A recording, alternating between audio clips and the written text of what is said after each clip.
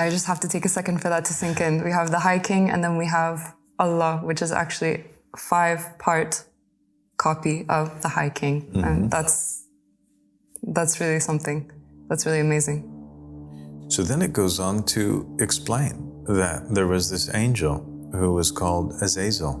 And Azazel was existing at that time, and he was tested. And the High King is the one who addresses Azazel, according to this narration, and tells him that he's decided that he's going to appoint somebody in the land. He's going to make a caliph in the land.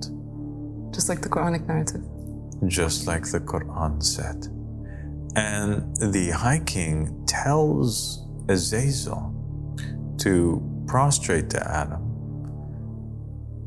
He refuses to prostrate to Adam. And then he's asked, why is it that you didn't prostrate?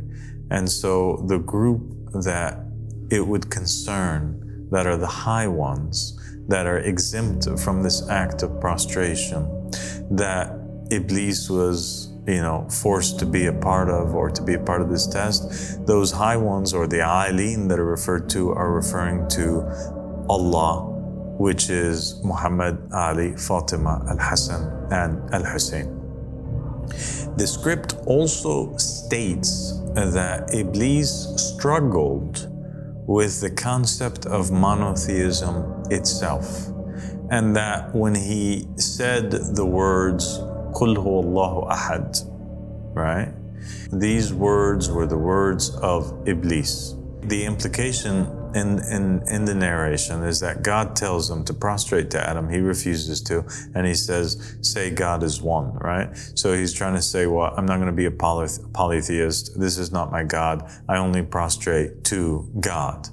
But when he said, Qul huwa Allahu ahad, what was meant by Allah, or say that God or Allah is one, he was referring to the unity of those 5 lights, which are Muhammad, Ali, Fatima, Al-Hassan, and Al-Hussein.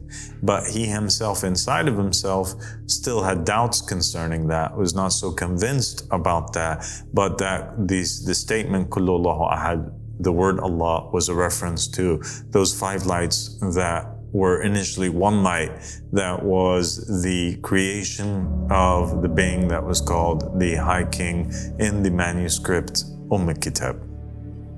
That's fascinating, and that adds a whole new layer into the story of Iblis and what he struggled with. And there was always this question of how can somebody who had reached such a high station then doubt in God? And it wasn't just about Adam, but it was also about